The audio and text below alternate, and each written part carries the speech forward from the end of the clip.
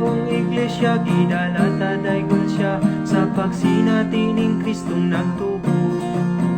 Siya dato nga pahimuslan sa tanan nga balaan, nunhaw bago siya labing lubol nato. Malipayon kuning dapita, sayang grasya magtubo kita. Way labaw sa pagkaon, kahoy sa kinabuhi, ug sa pag-inom sa tubig nga buhi.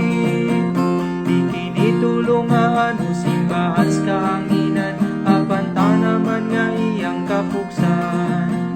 Usagi usa taingon nga tanaman niya, iyang umahon ug iyang patubuon.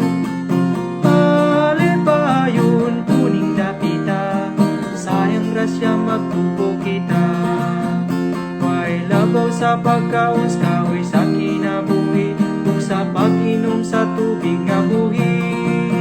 Sa kinabuhi si iglesia may kahoy nga namunga, punos kinabuhi ug makaunta. Sa ayaw pagpatiga ang pangagpasmuan sa tanang panahon pahimuslan siya. Malipayon kuning dapita, sayang grasya magtubo kita. Way labaw sa pagkaon, kahoy sa kinabuhi, ug sa pag-inom sa tubig nga buhi. Sa kinabuhi si iglesia may kahoy nga namunga, punos kinabuhi ug makaunta. Sa ayaw pagpatiga ang pangagpasmuan sa tanang panahon pahimuslan siya.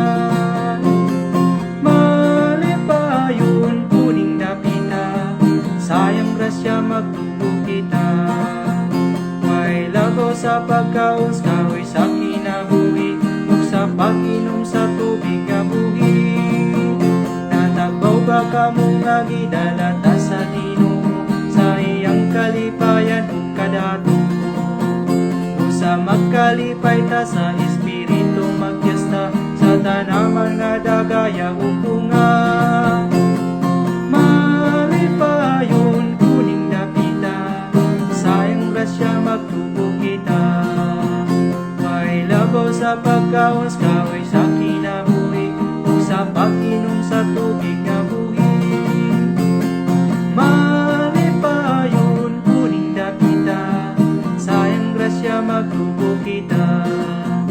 Way labaw sa pagkaon, kahoy sa kinabuhi,